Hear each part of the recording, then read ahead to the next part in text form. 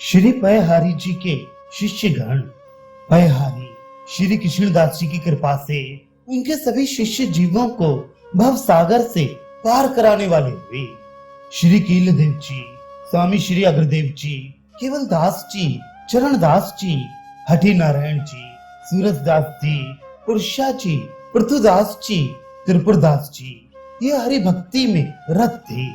पद्मनाथ जी, Gopal Das ji, take Ram ji, टीला जी, गदाधर जी, देव पंडा जी, हेमदास जी, कल्याण दास जी, गंगा जी के समान गंगाबाई, विष्णुदास जी, कान्हर दास जी, रंगराम जी, चांदन जी और सबीर जी, ये सभी भक्त गोविंद परायण थे। श्री पयहारी जी महाराज के कुछ शिष्यों का संक्षिप्त परिचय इस प्रकार है। श्री कीलदेव जी, परम भागवत सिद्ध संत श्री कीलदेव जी श्री पयहारी जी महाराज के प्रधान शिष्य और भगवान श्री राघवेंद्र सरकार के अनन्य भक्त थे। श्री अग्रदेव जी, श्री अग्रदास जी, श्री राम उपासना में श्री श्रृंगार रस के आचार्य माने गए हैं। रसिक महानुभावों ने आपको श्री जानकी जी की प्रिय सखी श्री चंद्रकला जी का अवतार कहा है। श्री चरणदास जी, श्री चरणदास जी महाराज बड़े ही संत सेवी थे। बिना किसी भेदभाव के संत मात्र का धूप दीप नैवेद्य आदि से विधिवत पूजन करते थे। तब संतों की शीत प्रसादी पाते थे। एक बार एक पंगु संत आश्रम में आए। इनको पूजा करने के लिए प्रस्तुत देखकर वे पंगु संत बहुत संकुचित हुए और इन्हें निषेध किया। परंतु अपनी निष्ठा के पक्के श्री चरणदास जी ने अपने नित्य के नियमानुसार विधि पूर्वक उनका पाद प्रक्षालन आदि करके पूजन किया। संत के सद्भाव, भगवत कृपा और श्री चरणदास जी के स्पर्श करते ही उन पंगु संत का पंगुपन दूर हो गया।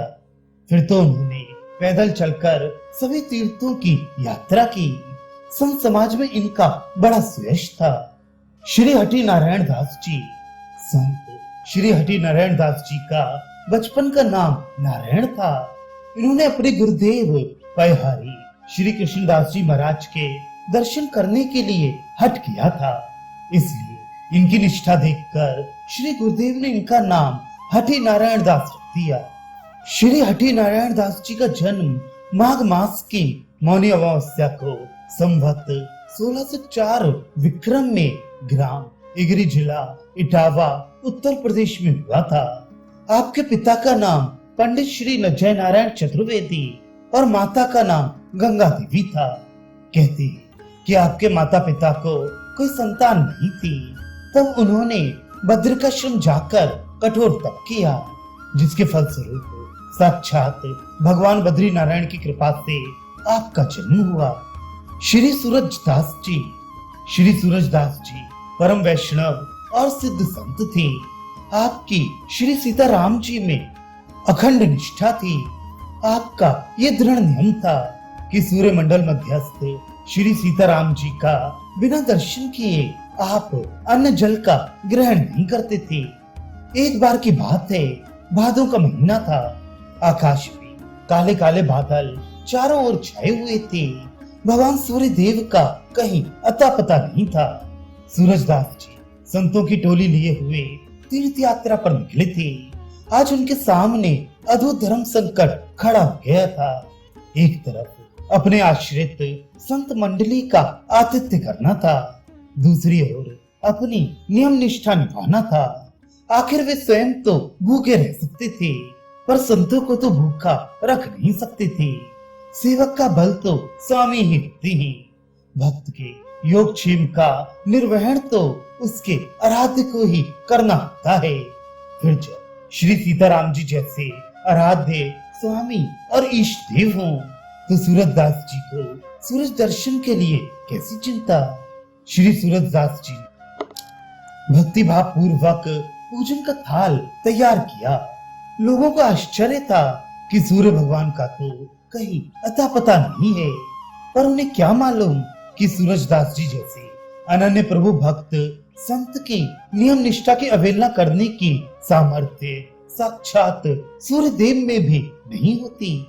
समस्त सामग्री यथा स्थान रखकर श्री सूरजदास जी ने पूजा प्रारंभ की। फिर सूर्य देव का दर्शन करने के लिए जैसे ही दृष्टि ऊपर गगन मंडल की ओर उठाई कि मेघाच्छन्न आकाश अनंत प्रकाश राशि से परिपूरित हो उठा। भगवान भास्कर कोहरे के आवरण का विदारण करते हुए प्रकट हो गए। अनन्य श्रद्धा भाव से सूरजदास जी ने उस सूर्य मंडल के मध्य में अपने आराध्य श्री सीताराम जी के दर्शन किए। संत मंडली भक्त और भगवान की जय जयकार करने लगी। भक्त का प्रेम और भगवान की कृपा देख सब लोग धन्य हो गए। श्री टीला जी महाराज का जन्म ज्येष्ठ शुक्ल 10 संवत 1515 विक्रम को राजस्थान के किशनगढ़ राज्य अंतर्गत सलेमाबाद में हुआ था। आपके पिता श्री हरे राम जी क्षत्रिय ब्राह्मण और माता श्रीमती शीला देवी साधु संत से भी सद्गृहिणी थी। कहती है कि आपके माता पिता को बहुत समय तक कोई संतान नहीं थी। बाद में आबूराज निवासी एक सिद्ध संत के आशीर्वाद से आपका जन्म हुआ था।